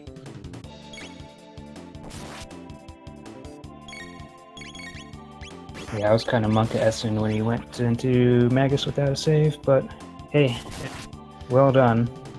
Yeah, I got the 19, so Flea's fine, and I know how to wing slash if that goes bad. Yeah. And chances are you're still going to be in the right RNG window, even if slash goes, like, super bad. Yeah, your slash was really good, though. And we got Jack finishing up the last stretch here of the Aussie parts. Yeah, the 4 juggler fight. Magus Mountain. I actually have some surprise guests over, so I'm gonna have to jet. I'll leave you guys to it. Give my condolences to Jack and tell him GG. I'm gonna post that in chat. But thanks for commentating, guys. I'll see you in Discord. Oh, yeah, thanks for the race. That was an awesome beginning. You guys in sync for so long was just beautiful to watch. Oh, is it? Awesome. I'll have to go back and actually watch it. You guys were in sync for at least the first 30 minutes. I can't remember where it actually desynced completely, but it was a good chunk of the beginning of the race. You guys were just completely in sync. It was awesome. Ah, sweet. All right, thanks again, guys. Thank you. See you, man. Have a good one. Now we got Jack finishing up the jugglers. And let's see. If Jack targeted, I don't know if he did that or not. If he targeted the left one, which was dying with the fire, that's called an overkill.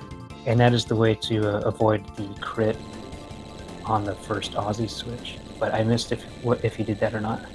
I missed it too. Yeah, this is a strong finish here. Final stretch for Jackafur.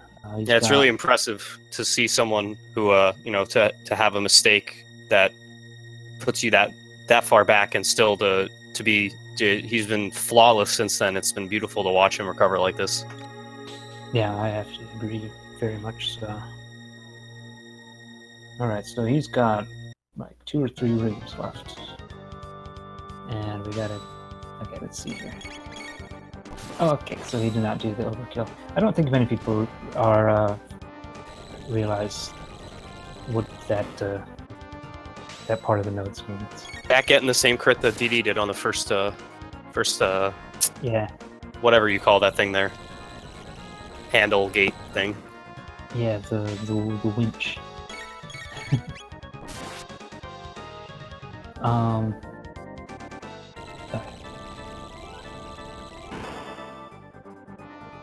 So yeah, Jack's RNG is looking good, confirmed. Lever, yeah. I call it a switch. I don't know why I call it a switch. Somebody called it a switch at some point, and I just went along with it. Switch, crank, gears, something. Aussie's demise. That's what it is.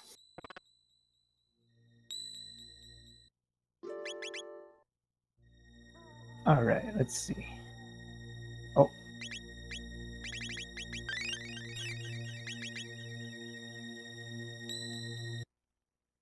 Another no safety save. This is it, folks.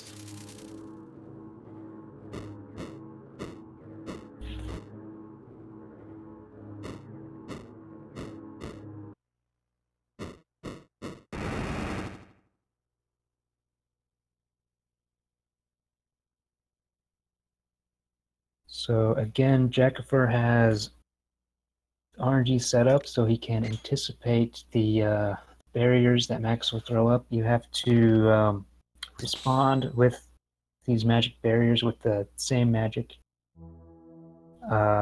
ability or type.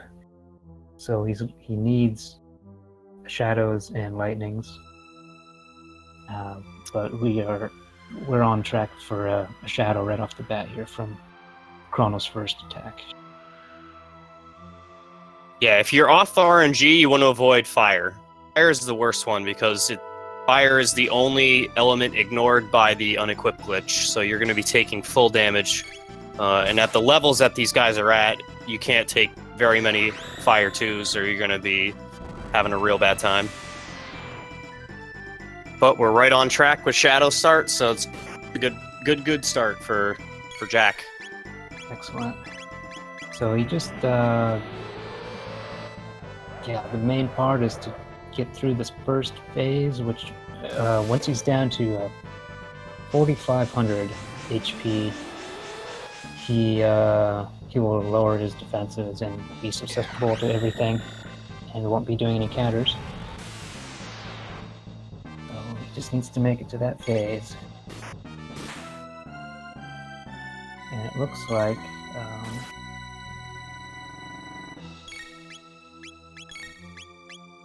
there we go. Okay. Yep. Looking good.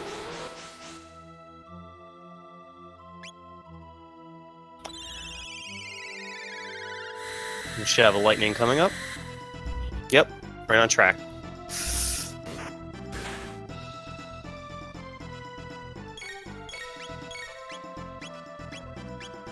See, the difficulty about the Magus fight, speaking from experience, is, you know, you're following a formula basically, but all of Magus's moves take so much time that you just kind of want to space out a little bit. And that might just be me, but it's hard to focus on these scripts. He lulls you right to sleep, and the next thing you know, fire. Ah. Yeah. I can't be the only one, but hey. Especially after doing this many times, practice for this gets a little bit tedious. Well, much like the Mesa Mune fight, I feel like this fight has had a dozen or so different scripts over the years. Because I remember a time where he had Luca instead of Robo in there. That was a long time ago, though. Oh, sure, that must have been a glitchless era.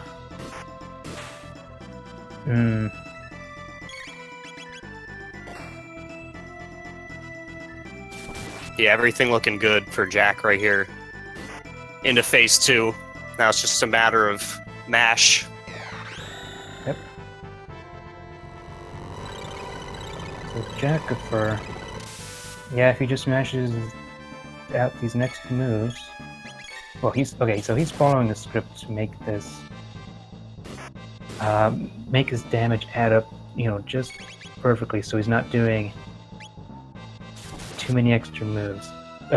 What he's actually doing is trying to cut out rocket punches, because that's a very long animation. So that's why he's not just mashing everything. But he could. Okay, so I think he might be thinking he was a little bit slow with one of those, so he's going to try to catch up a little bit with the damage. It doesn't need to be very much, but that's why he's substituting in a lightning, or a few lightnings. Yeah, he's at a healthy enough health that even if Magus gets the second dark matter off, he's not going to have to really worry too much. Yeah, looks like he's... Okay, so he did get an extra dark matter. It's probably just a couple moves away. But yeah, as you can see, Frog's down. He's probably not going to revive Frog. Yeah, okay, there he goes. Word. GG Jackafur, clocking in with an official time of 2:05:15. And yeah. Yeah, let's get some GGs in chat for Jack for finishing this run. This is real good sport. Some big GGs in there. Heck yeah. Great show, Jack. Great race. Yeah, again, that sync early on was just beautiful to watch. It was amazing. Let's see. Interviews? I don't know if he would want to interview or not. Or if he has the link, I don't know. But yeah, at this point,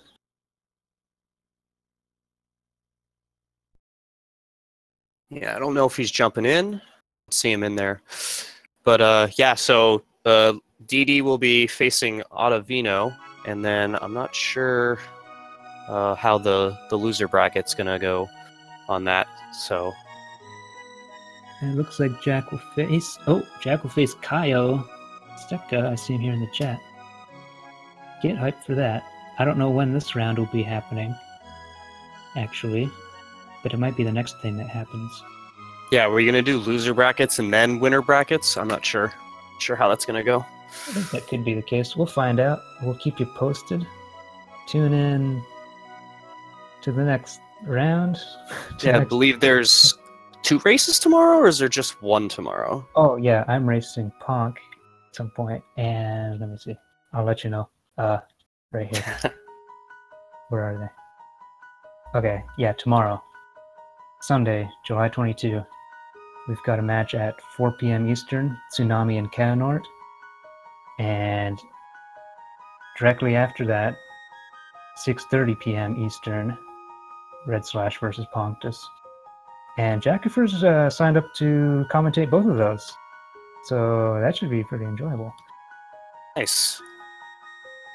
And let's see.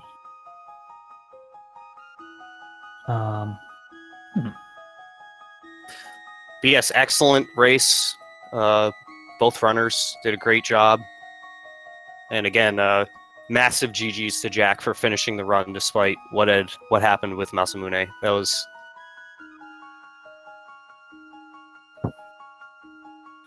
excellent.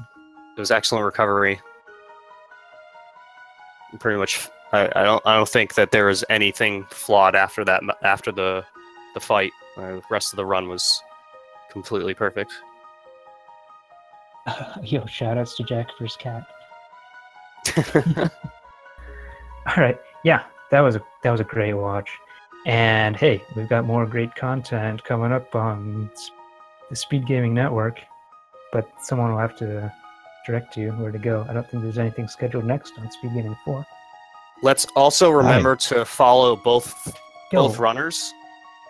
Definitely give them a follow. Both guys definitely deserve your follows. And definitely be sure to jump in tomorrow and catch both the races. Interview. What's up? Hey. Jack. There he is. Awesome, Dad. GG's, Jack. Thank you. Yeah, mad props, man. Great. Dude, I thought I was doing good, and then I don't know what happened. I was like, yeah. Yeah, and I was like, no. Yeah, I remember that part. Yeah. Oh man. So that freelancer, it looked like you were just barely too fast with that ladder. And yeah, next time I'm just gonna go in the corner, like I did when I reset. Oh, I see. Word. Yeah, that was heartbreaking. But I'm glad you decided to finish it out. That was. I didn't realize how close the save. Like I forgot that the reload is like right there, and I was just like, I guess I'm just gonna sit here on being dead.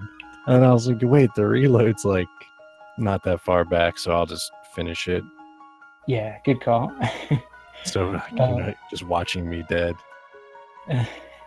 Yeah, and you did so well afterwards. It's really commendable. A lot of people would be too tilted to. Oh, I was tilted, to say the least. But when I got I ran into that fight before Nizbel. That was like just being tilted. Like I ran down and right for some reason. I was just like, well, whatever. I'm garbage. It doesn't matter. But it's alright. Yeah, let's see.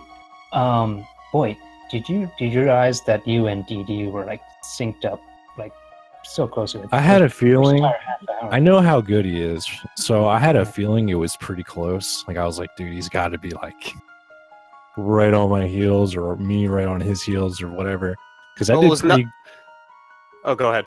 I was just like, I felt like I was doing really good for me, until that Masamune thing happened. But that's when I was like, all right, there's no way he's not ahead of me right now, and I kind of gave up. Oh yeah, I mean, you up until that point, you guys are pretty much even Steven. I mean, there are a few menu differences that desynced you guys before that, so you weren't synced up at that point, but you were still like really close up until that unfortunate freelancer. But yeah, no, I mean, like I was saying before, it was like at least the first half hour of the race, you guys were like completely in sync, which was insane because DD got the candy skip and you didn't. So like, and you were still synced up despite that, which was incredible to watch. You should definitely check out the VOD if you got the time. I'll probably watch it until I mess up. I don't even want to see it. It's just too heartbreaking. But I'll watch it. I watched the last one I was in. Yeah. Nevertheless, it was a great race. You did a great job. Thank you.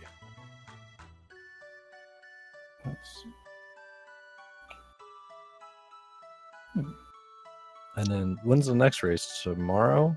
Yeah, we got 2 races tomorrow.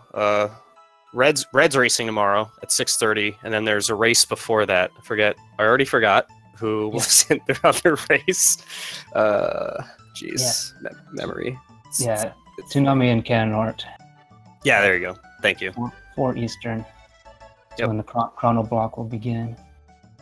And yeah, Jack, I noticed that you're signed up for commentary for those. Yeah. Pretty dope. I got nothing better to do. Seems good. All right. Yeah. Okay. So. Anything else? Shout outs to my cat who jumped on me in the middle of the run. She weighs 14 pounds. She jumped from one chair to my chair onto my chest. Wow. Well, I'm glad you survived. That would have been unfortunate. What point of the run did that happen at? It was after I messed up, so I was like, whatever. My fiance came over. I was like, no, cat. And I was like, it doesn't even matter. I suck. She was like in front of my TV. I was like, no, just leave her there. This is what I deserve. Oh God! It was during the the first 3-minute cutscene with Glenn. Oh, okay. Like right after the sword. It wasn't even a big deal. Oh, word. Okay. That's good timing for that. Yeah. Nice. Well, hey, I got some shoutouts too. Shoutouts to all the participants in this tournament, the organizers. And, yeah, thanks for commentating. No problem. It's my pleasure. Dude, definitely my pleasure. Especially on races like this. So fun to watch. Mm-hmm. Yeah, let's see. And shout out to Speed Gaming staff, Fiesel. Gotta get those shout outs in. Yeah, dude, all the guys behind the scenes. Mm-hmm. Super big shout out. Alright, well. So I'm probably gonna have to sign off here. Yeah, I think that'll wrap things up for today. Again, thanks to everybody for stopping by, and hopefully we'll see everyone tomorrow for more Magus defeating. Yeah, tune in again next time, y'all. And Yeah, thanks for hopping in, Jack. Thank you, Silent Martyr. No problem. Thanks for watching, everybody. Have a good day.